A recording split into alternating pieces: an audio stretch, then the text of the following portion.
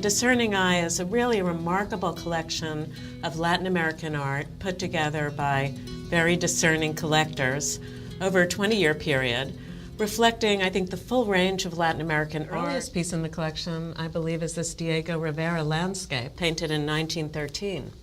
Most people don't realize that Diego Rivera was a Cubist in Paris with Picasso, with Braque.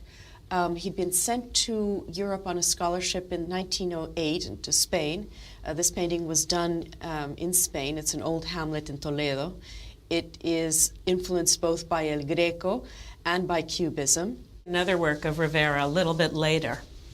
This is Rosita. This is the style that Rivera is better known for. When he does children, he does them with such love and such honesty that they're really probably some of his best work. Shows you what a great colorist Rivera was. Related to this portrait also, of course, is the little Frida Kahlo, the miniature portrait in this collection. It's the smallest portrait that she ever did, but I think it's one of the sexiest. She did it for her lover, Josep Bartoli, a Catalan painter. It reminds me of something in its scale that you would have in a locket. So obviously there was something very loving about it, and it's inscribed on the back as well, isn't it? Yes, it's ascribed to Bartoli from Mara, which was the nickname that they used amongst themselves. It is one of the sexiest self-portraits she ever did.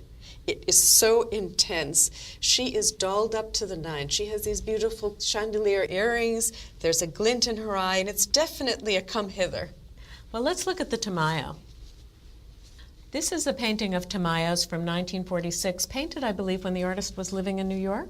Yes, most people don't realize he taught at Dalton, and this was sort of a very pivotal moment in his career. He was in New York, and what really rocked his world was seeing the Picasso exhibition at the Museum of Modern Art. This is really such a wonderful piece, and it's great because it's one of the three works by Tamayo that's in this collection. The earlier work is a wonderful sandias, a watermelon, which is the quintessential Tamayo, which everybody thinks of him. But he was much, much more than a painter of watermelons.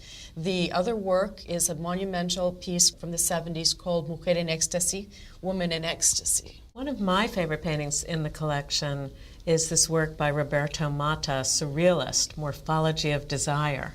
This is a very important painting because it's one of Matta's earliest paintings. He was trained as an architect and moved to Paris, where he worked in the studio of Le Corbusier, the great architect. It's a painting that has all the elements of surrealism, the dream world, automatism, and something that's very unique to Matta, this time-space warp.